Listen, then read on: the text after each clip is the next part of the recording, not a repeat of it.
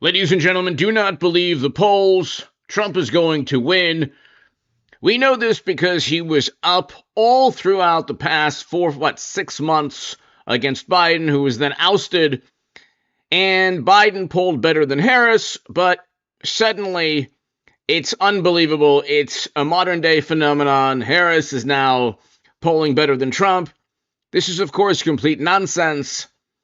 I told you in 2016 that Clinton would lose to Trump. I'm telling you, Harris will not defeat Trump on November 5th. One issue that has to be addressed is Trump's sentencing. It is unconstitutional. Hit subscribe to this channel. We'll hear in a second why it's unconstitutional. It's unconstitutional for Trump to have been sentenced for a federal crime by a state court. And the federal government, the DOJ, dropped the hush money case. The FEC dropped the hush money case. Three different FEC chairmen stated Trump did not commit a crime. He could have paid Stormy with dollar bills. It wouldn't have been a federal crime. Hit subscribe to this channel. We're going to focus on the economy. But first off, it's the economy and stock market. So the judge did not recuse himself for the third straight time. And to my super chat, thank you, Paul Bartlett. Thank you so very much. The judge did not recuse himself. I did say that if the market tanked, he would definitely want to recuse. If the market kept going back up after the initial crash, which it's going back up, and you'll almost certainly see, I think you'll see late September, early October, or late September, sometime in October, a terrible market crash. But the market went back up. The judge almost certainly said that was part of the calculus. He didn't want to decide on recusal. He wanted to wait for a week to see, very likely to see what the market was doing and what the economy was doing. Okay, we've already seen the beginning of a stock market crash. Paul Bartlett, thank you so very much. Let's go ahead and continue now. I want to first start off with, so that was the determining factor of the judge's recusal. What happens with the market? Because when the stock market tanks, it secures and cements Trump's victory. Democrats and Harris are not going to win with high inflation, high interest rates, and a market crash. Democrats are very overconfident, I think, for a number of reasons. But let's just talk about, before we get to the economy, let's talk about the Supreme Court. Once they get involved, they overturn an unconstitutional guilty verdict. The state of New York does not have the jurisdiction to convict Trump on a federal crime. That's just a basic tenet of U.S. law. A state cannot convict an individual of a federal crime without the federal government indicting the individual. And the federal government did not indict Trump. In fact, they dropped the case. This is Mark Levin. Hit subscribe to my super chat. Thank you, Paul Bartlett. Thank you so very, very much. The Supreme Court, whether he gets sentenced either before or after the sentencing on September 18th, will get involved. They will overturn the conviction. I think that's pretty much what, especially with the immunity victory for Trump. I believe that's what a huge part of what we're seeing now. They don't know how the immunity issue is going to play out. They don't want to sentence Trump too early. They postpone the sentencing because they know that Trump, that there were official acts like speaking to an attorney that are protected. So Michael Cohen, whether he's an advisor or an attorney, that's an official act. You cannot use that as grounds to imprison a president. Okay, a president cannot be imprisoned for official acts. If he tried to eliminate a political opponent, yes, you could then imprison the person. Anyone who says otherwise is a complete imbecile. Anyway, let's continue. Hit subscribe. Let's listen to the great Mark Levin. To say that's enough. Your deadline has been met, and that's the end of it in Florida. Is far more extraordinary. Far more extraordinary than anything Donald Trump and his lawyers would be asking the Supreme Court to do. Why? These are federal law, federal constitutional violations, federal jurisdictional violations by an acting state judge and a prosecutor, by two people. And it's ongoing.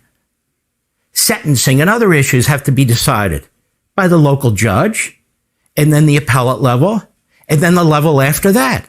This is an ongoing violation. It doesn't even matter what the final court has to say.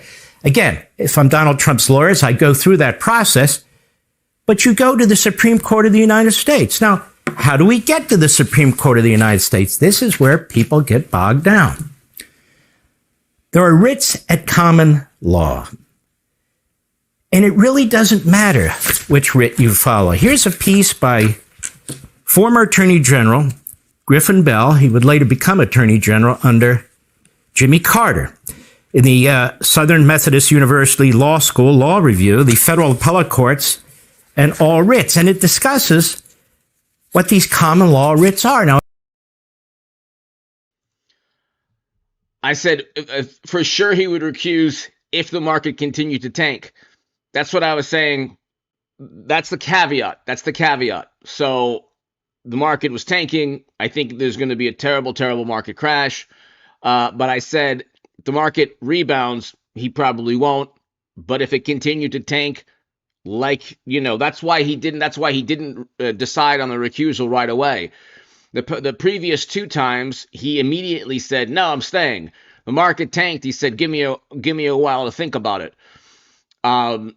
So either way, Trump's not going to spend a second in jail or prison. That would be impossible because the Supreme Court would enter the equation immediately. I think the Supreme Court will enter the equation immediately after the jail. If they sentence him to jail, Supreme Court then overturns everything because it's unconstitutional, and almost certainly his attorneys, his lawyers, have already been petitioning the Supreme Court to look at this. So, but the market's rebounding. I don't think that the market's going to continue to rebound until November 5th. I think it's going to be a pretty devastating financial downturn, stock market bubble burst, crash. Now, it discusses it in the context of a specific statute, the All Writs Act, that was passed as part of the original Judiciary Act in 1789. Not to get into the weeds, we're smart, we can follow this. The peremptory common law writs are among the most potent weapons in the judicial arsenal. These common law writs are used. They're rare, but they're used more and more within the federal chain of courts. What's the greatest invention of all time?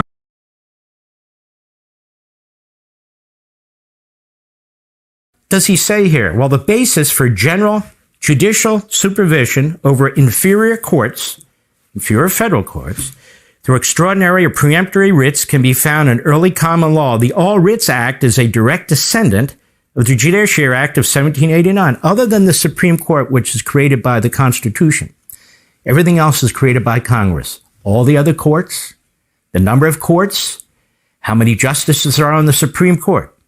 It granted federal courts the power to issue extraordinary writs in aid of their respective jurisdictions. And while it is clear that the All Writs Act authorizes the issuance of the traditional common law writs of mandamus and prohibitions, the phrase all writs also encompasses common law certiorari, injunctions, subpoenas. Don't worry about all that. What that really means is there's many ways of characterizing this direct appeal to the Supreme Court and relaying the facts and relaying what's taken place under the law to the court. In fact, you can use multiple requests for writs. It says choosing the correct writ to obtain the desired relief is no longer necessary in the federal courts. Different writs may be sought alternatively or cumulatively. The choice is now unimportant. The subtle distinctions among the various writs have no effect on their relative usefulness as vehicles for interlocutory review. We're not seeking interlocutory review at the federal level, but in effect we are of the state court's activities. If the market continued to tank and we saw the beginning of a rupture or the beginning of a burst in the bubble a week ago, okay, if the market continued to tank and, heaven forbid there was a complete financial downturn, I think that's unfortunately what's going to happen. I don't think there's any way that the judge would continue. market rebounded. I think that that's a huge factor in all of this. Pundits on the left would say, oh my God, this is about the rule of law. They're obviously trying to get Trump.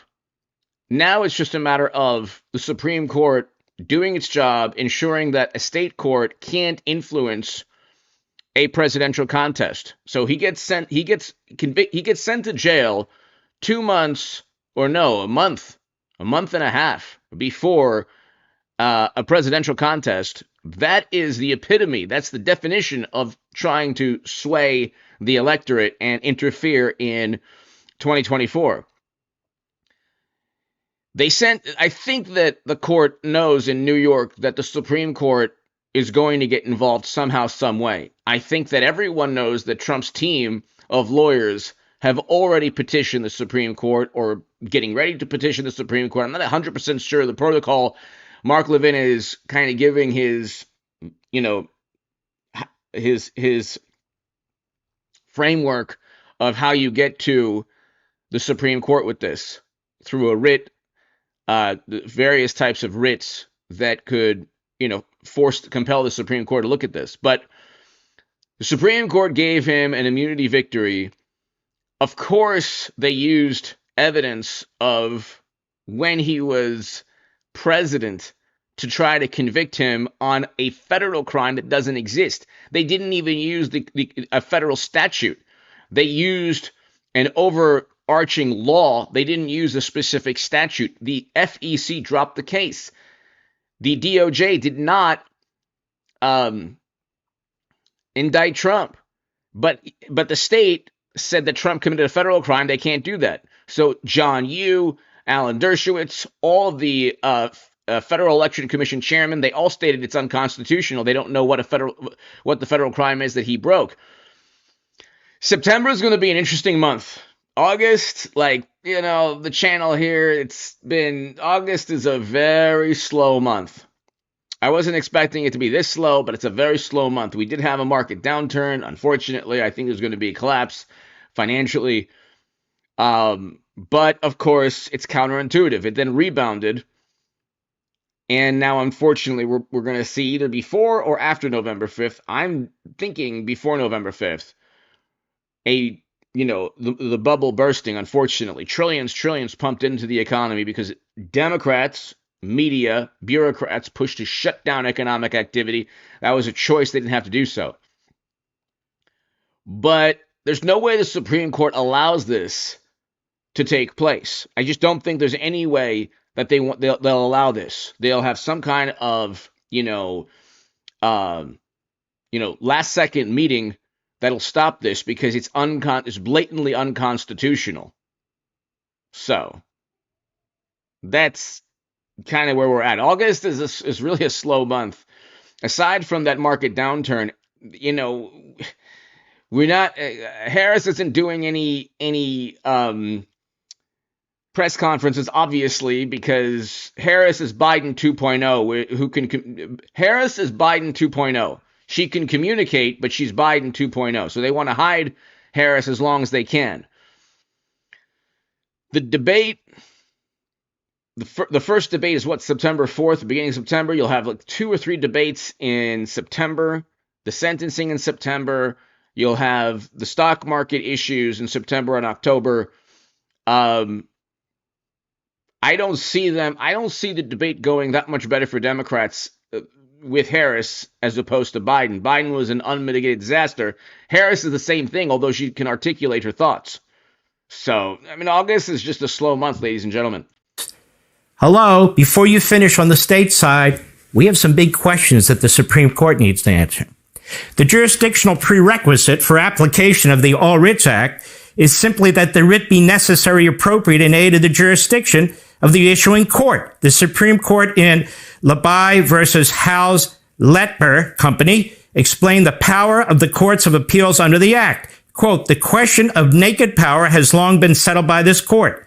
Since the Court of Appeals could at some stage of the proceedings entertain appeals in these cases, It is power in proper circumstances to issue writs of mandamus reaching them.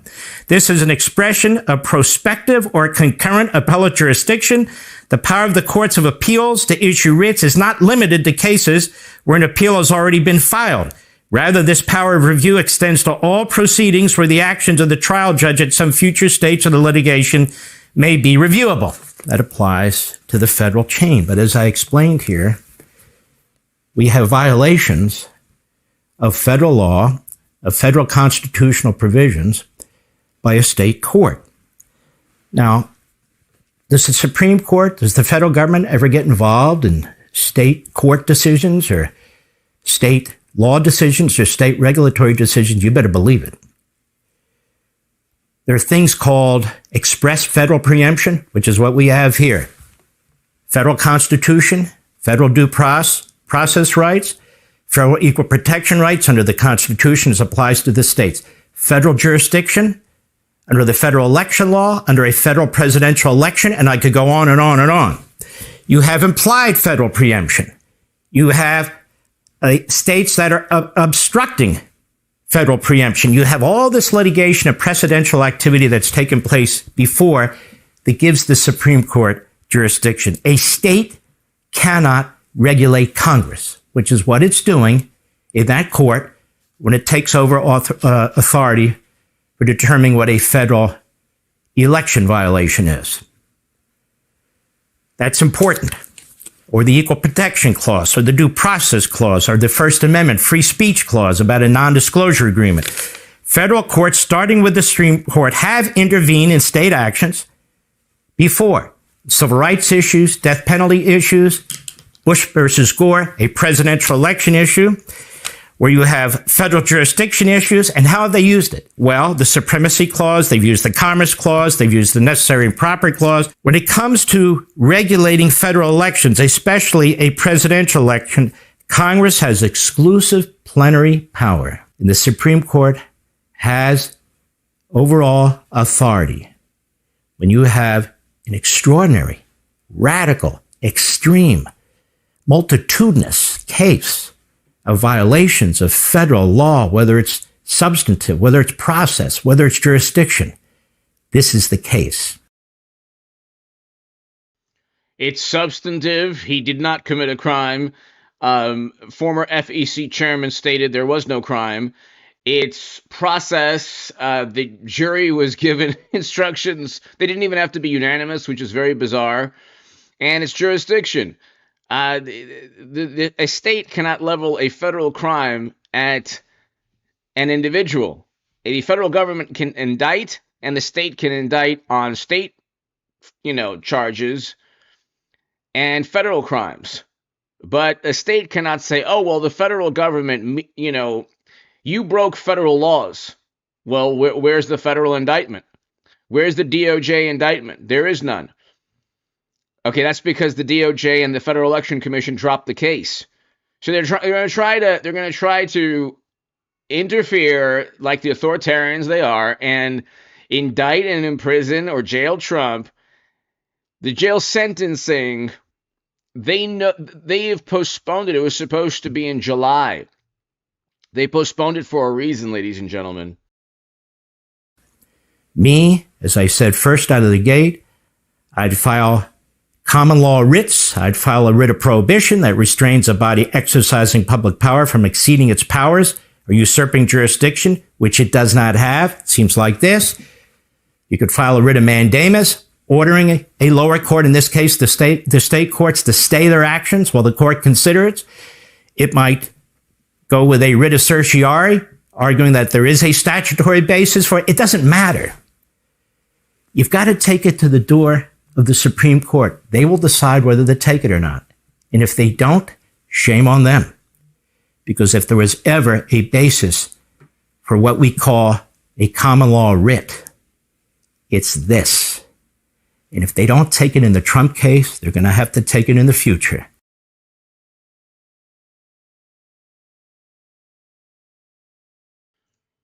I think that they will take it because a month and a half before before November 5th, they're going to sentence Trump on a conviction nobody understands. If you were to ask a wonderful, morally superior, highly educated liberal Democrat what he did, they'll just yell out, "He's a criminal." They don't care. It's just the way a lot of Democrats think is, if the cool crowd in high school is saying something, then it must be true. So if CNN, MSNBC, The Washington Post, The New York Times, The Atlantic, if Hollywood, if they're all saying the same thing, it must be true. It's actually the opposite. Then they say Trump lies all the time. Number one, if let's say there was a tally of Biden's lies that were double or triple Trump's, they'd still vote for Biden or Harris. Oh, that's right, it's Harris now. They don't care about lies, because the reality is their politicians lie infinitely more. We know this because Biden said he wouldn't leave after he won his primary, and of course he left. And then they're lying about Trump and Elon Musk's interview. I mean, they don't stop lying. Then they look at Trump's words. If there's any puffery, or if there's anything hyperbolic, any embellishment, it's a lie. Oh, he lied. Meanwhile, blatant lies from Biden are ignored, or Harris. Well, actually, she doesn't speak. They're doing the same thing to Harris they did with Biden. They think that they can, look, they won last time without campaigning. Gee, I wonder how that happened. They're not even campaigning this time, but this time is different. You don't have, the entire world shut down. This time is very different. So they're going into 24 thinking that they were successful last time by barely even showing their candidate because they were embarrassed of their candidate. And they said, well, let's just do it this time again. This is a different world, ladies and gentlemen, a completely different world. Trump and Vice President Harris both hitting the campaign trail in North Carolina this week. Trump will speak today in Asheville on economic hardships created by the Biden-Harris administration, while Harris will be in North Carolina on Friday. She is expected to release an economic agenda ahead of that speech. Early this month, I spoke with the former president, Trump, who explained his economic agenda. Watch. Please explain to us how your economic policies that will impact the lives of American citizens differs from Kamala Harris's economic policies. We're going to, number one, base it very strongly in energy. We have more liquid gold, as I call it, under our feet than Saudi Arabia, than Russia, than anybody. Number two, we're going to do a tariff system. We're going to bring back our auto jobs. We're bringing back the automobile industry. And we're going to do that with tariffs. So this will be the first 100 days? I'll get that done in less than 100 days. He also talked about extending the tax cuts and deregulation. Joining me now is the Deputy Director of Communications for Donald J. Trump for President, Caroline Sunshine. Caroline, good to see you. Thank you so much for being here. Tell us what President Trump is focused on these days as the race has tightened so much. Absolutely. It is Maganomics. The question on every American's mind is, were they better off than they were 4 years ago? And for almost every American in every generation, the answer to that question is no. If you are a young person trying to buy a home, it's costing the average American, they need to make about $100,000 a year just to afford a median home price in this country. The average family is having to spend about 41% of their income on housing or rent. If you're an American who already has a family of your own, maybe you're already in a home, we're looking at the cost of diapers, cost of living, baby formula with $22 a package 2 years ago. Now it's $45 a package if you go to your local Costco. And of course, for our seniors, we've met a lot of seniors. President Trump met one of them on the campaign trail about a month ago who said he had to come out of retirement to afford daily life and to afford his medication. And of course, the woman who broke the economy is not going to be the one to fix it. Of course, I'm talking about Kamala Harris, the woman that wears a $62,000 Tiffany necklace around her neck every day, isn't going to be the one to fix the economy, where the average American, it's costing them $28,000 extra dollars a year. She wears a necklace worth 2 times that amount around her neck every day just to afford the cost of daily life. So people remember Maganomics, the Trump economy. As he said, drill baby drills, the first thing we're going to do to bring down that inflation, which was at 1.9% when President Trump left office. Let's not forget. Well, I mean, look, Kamala Harris has changed a lot of her positions, according to her aides. We still do not have a policy platform from the vice president. She's gone 24 days without holding a formal press conference, without doing a sit-down interview. Since Biden stepped out of this race, CNN pressed the Harris campaign on the vice president's lack of interviews. Watch this. What's on the vice president's schedule today? Well, she's traveling and talking to voters and getting her message out there to the American people, something that she's been doing from the very start of this campaign. I was asking about today, and I don't think she's got any campaign events on the schedule today, does she? Well, she and Governor Walz have been traveling across the country. They hit nearly every battleground state last week. It seems like she has time, if she wanted, to do an interview with a member of the media or do a news conference, correct? There does appear to be that time if she wanted. Well, look, she has said on the campaign trail that she would be doing. They are doing the same thing they did with Biden 4 years ago. It worked for them 4 years ago. They think it's going to work this year. Different world. An interview at some point. Caroline, what about that? What is Kamala Harris afraid of? Why won't she sit down with any reporter or answer questions about what her platform is? They don't have a platform. They have Robert De Niro, Hollywood, Jimmy Kimmel, Fallon. Oh, no, not Julie. I like Jimmy Fallon. No. They have Stephen Colbert, Seth Meyer. They have Jon Stewart. They have The Atlantic. They have Mother Jones, The Nation. Those aren't even the big ones. The New York Times, MSNBC, CNN, Vanity Fair, Esquire, Rolling Stone.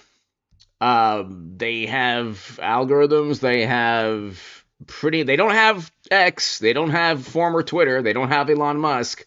They don't have half the electorate. They have a virtual monopoly on media narrative. They have maybe 90% monopoly on the media narrative. Okay. And they think they're going to, that's enough, but it's not enough. It's not enough. And I remember the way the arrogant and overconfident and tone, the hubris of 2016.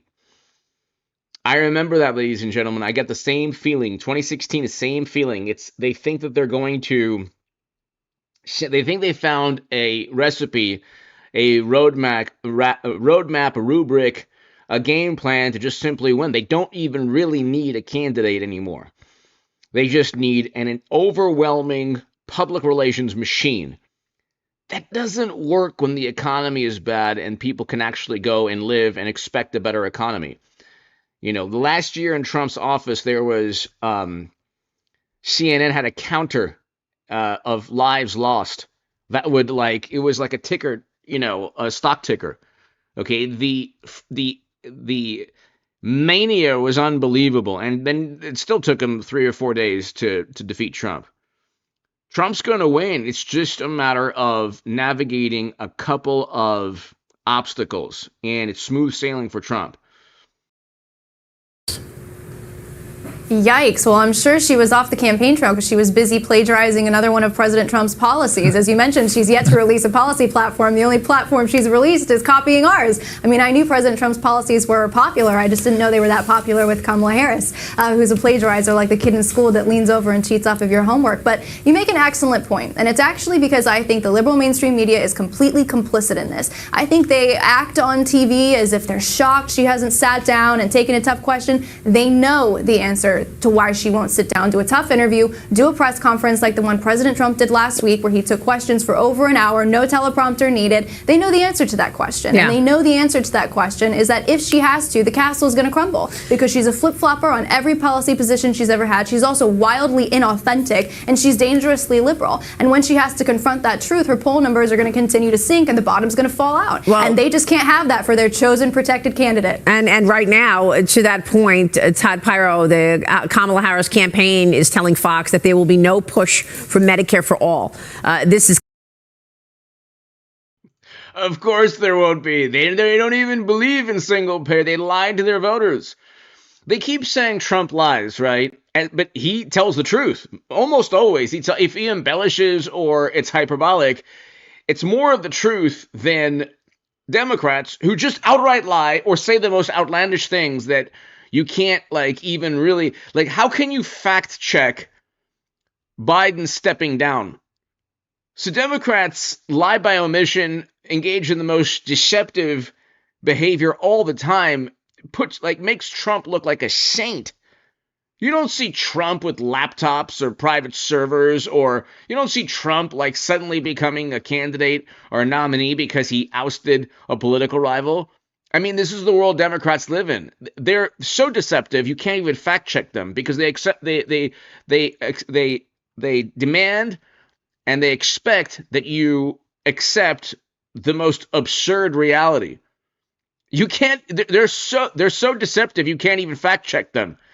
Like when they ousted Biden, it's for the good of the country. Who's so patriotic.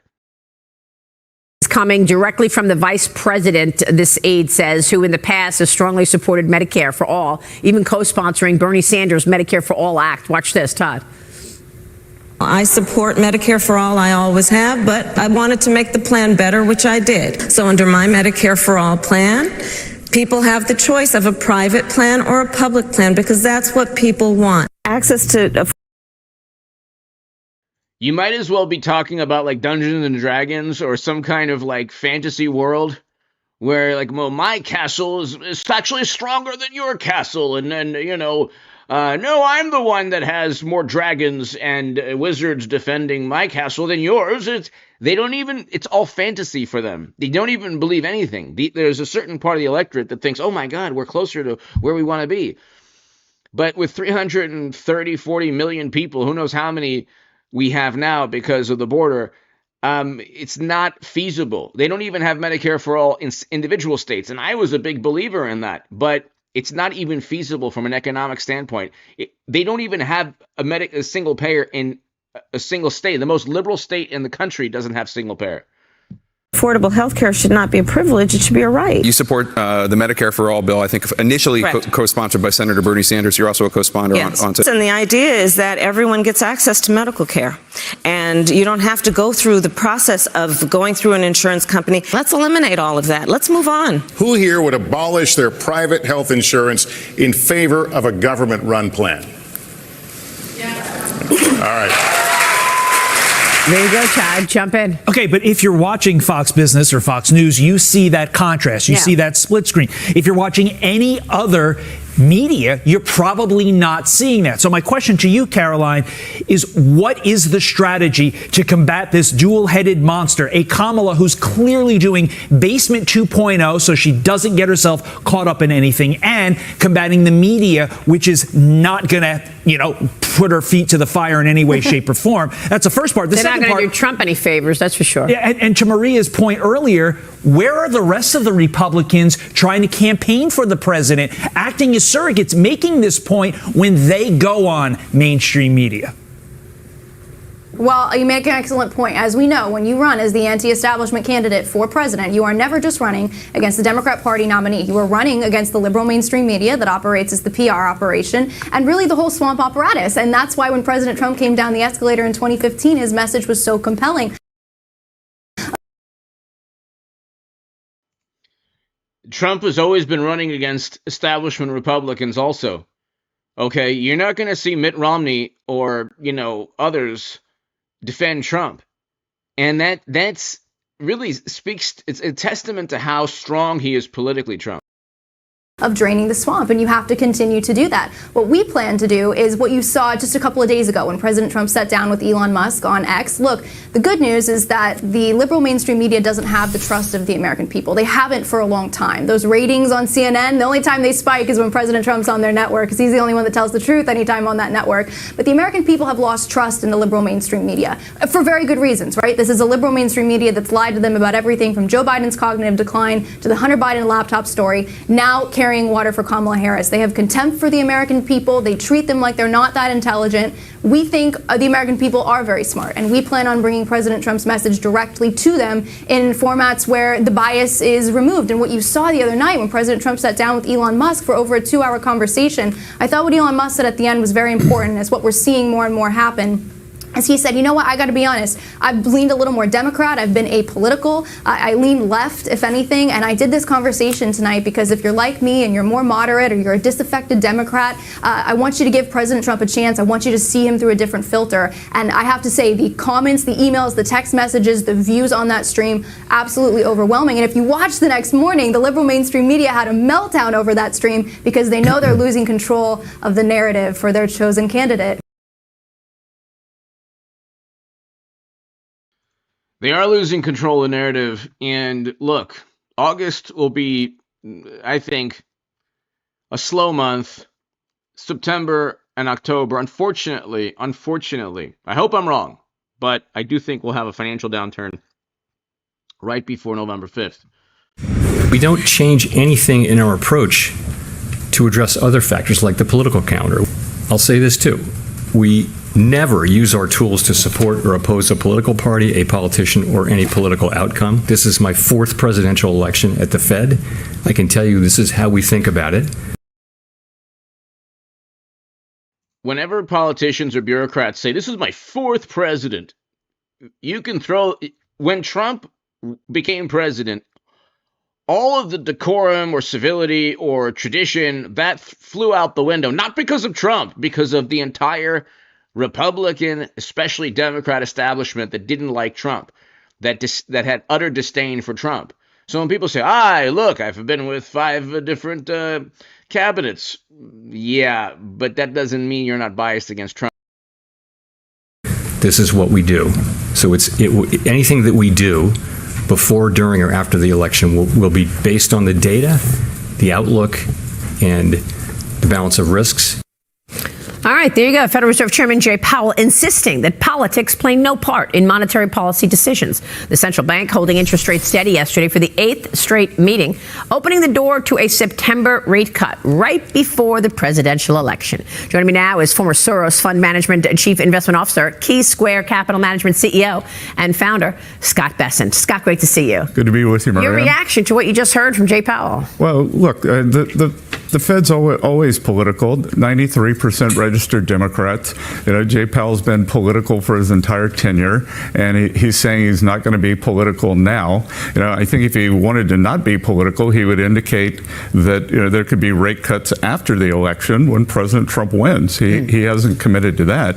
But I think importantly, they've backed themselves into a corner here with this unstable equilibrium they've gotten the economy into. They got to keep the stock market and real estate market up through the election because it's the upper end of Americans who are powering the economy, because the bottom 50%, as you and I have talked about, are getting crushed. And you think they're doing that how? I mean, the Strategic Petroleum Reserve or Janet Yellen with the auctions, how are they keeping the economy propped up, as you say, going into the election? Well, it's the forward guidance on the rate cuts. We saw what the stock market did yesterday. Yeah, right. And then Janet Yellen changing the QRA. I would tell all your viewers to watch bipartisan 30-page paper by Stephen Marin and Nouriel Roubini, Hudson Capital, explains exactly what Janet Yellen did.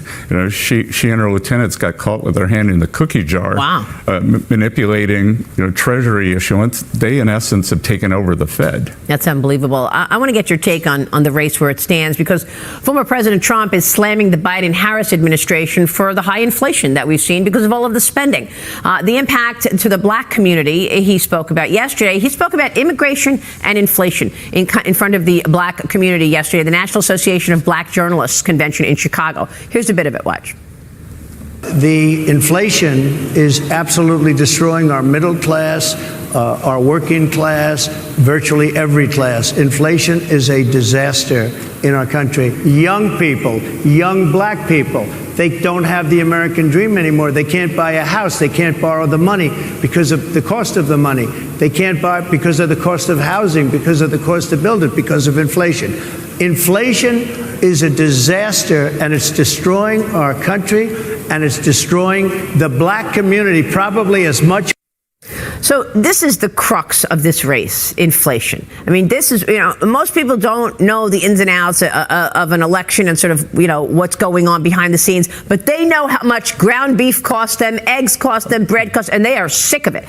Kamala Harris is distancing herself from all of it. You say that the vice president owns President Biden's economy and she'll keep it going. Explain.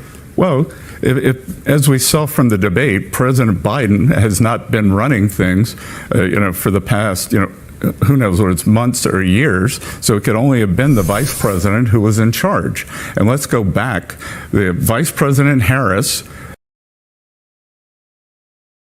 So when CNN says, we found 20 times Trump lied, they don't care about when Biden lies. Because when you slice and dice everything Biden or Harris say, if you use the same standard of evaluation of what is a lie, what isn't a lie, they lie twice as much as Trump.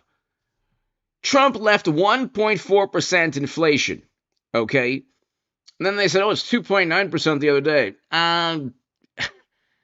But things are still getting more expensive, so everyday life is still more expensive, but okay. 9.1%, it went up to June of 22, okay? So, and then before then, they said inflation was temporary. Were they lying? But this is what you're voting for. It's only going to go up.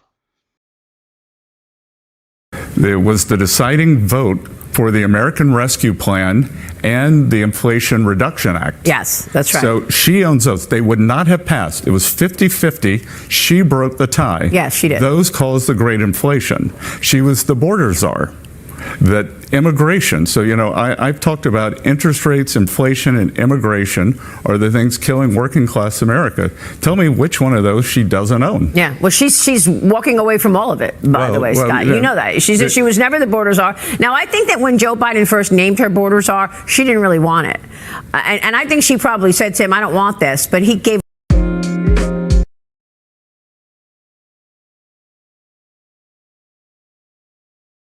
so she was forced to go to Texas one day. She didn't actually go to where the crossings are, but she claimed she went to the border once. Well, look, she's been in favor of these mass immigration policies. She's in favor of the Californication of the U.S. economy, which is just spin, spin, spin. Record numbers of people leaving California, going to other states. Right. I don't think we want the United States to be like California. Let me get your take on Treasury Secretary Janet Yellen. She campaigned for Harris in Philadelphia, and they were with Pennsylvania Governor, a possible VP pick, Josh Shapiro, which you heard that name on this program first. It could very well be the running mate of Kamala, Josh Shapiro, or Mark Kelly from Arizona. Watch this.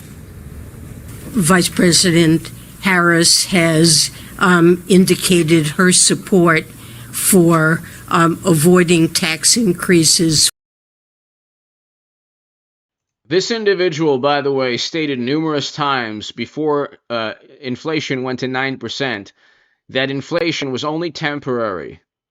And then it went to 9%. So does that mean that you and I know more about economics or finance than Janet Yellen? Or perhaps she's very much political, like right here. For middle-income families, she's played an important role in determining our economic policy and general approach to tax fairness. I'm going to have to interrupt Yellen to just thank Paul Bartlett. My goodness, Paul, thank you so very much always for your support of this channel. It's really just so wonderful, and I can't thank you enough. To my viewers in Australia, Paul, thank you so very much. Thank you, Paul. Over the last 3.5 years. Wow. It really is disheartening to see Janet Yellen go stump for somebody. She's the Treasury Secretary. Well, Maria, she's gone from technocrat to apparatchik. And, she may or may not be in violation of the Hatch Act. She's using her position to campaign. And, that on the Secretary Yellen, she forgets she's not Professor Yellen anymore. No. 2, she has manipulated the Treasury issuance. She goosed financial conditions, which I think have actually hurt the Democrats because it's the in the Biden-Harris America, you either have assets or you have debt. Yeah. And as President Trump was telling his audience yesterday, for historical reasons, Black Americans have fewer assets, and they're getting crushed.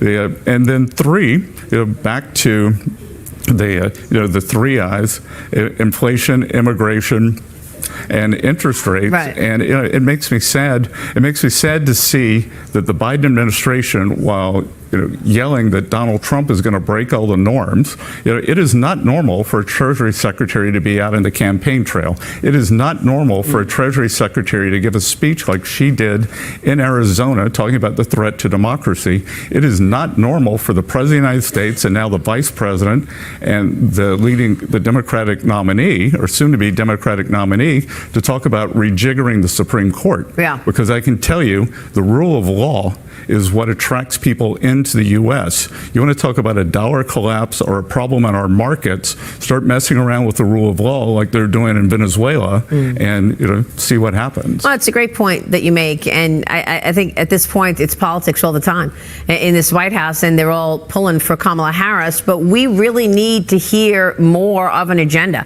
from Harris because, Democrats don't vote for policies. They vote for a machine. They don't care. It could be. I don't know why, actually, the whole Biden thing made no sense to me because, well, let's continue. Who knows? Like, it's so difficult to understand the inner workings of the Democratic Party it's the equivalent of trying to comprehend the inner workings of a madman's brain. Like, who understands how he won his primary, and then suddenly they give it to Harris, and they cheated Bernie Sanders, and then they're talking about democracy. They don't even know what democracy is. It's become, they turn the word democracy into a euphemism for whatever is good for their political party.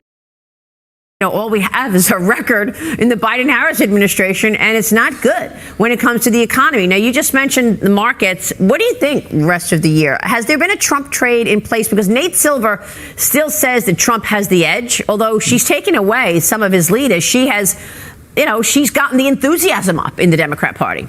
Yeah, look, the reason we have the Trump trade is because Jerome Powell signaling rate hikes, Janet Yellen messing around with the Treasury issuance, and then the market anchoring onto Donald Trump winning November 5th. I think probably the reason we got the wobble in the market the past couple of weeks is post the debate, post Kamala coming in. Yeah, or post the Republican convention, then when we got the putsch and the Democratic Party replaced Joe Biden, Kamala Harris has gotten a bounce in the polls. Yes, and I think as the bounce wanes, then the market will be fine, and we'll see what happens in November. So you think markets are right here focused on this election? It's all there is. Yeah. So the more media tries to push Harris, the worse it is for the market long term. And then you get discussion of tax hikes, corporate tax rates, and the market tanks. Anyway, hit subscribe. Paul Bartlett, thank you so very much. To my super chat, thank you. Greatly, greatly, greatly appreciated, everybody. John, thank you as well. See you tomorrow, everybody. God bless. August will be a slow month. September, October, we will just, we're going to start growing back again. And September and October and November will be the three most important months, 3 of the most important months in modern American history.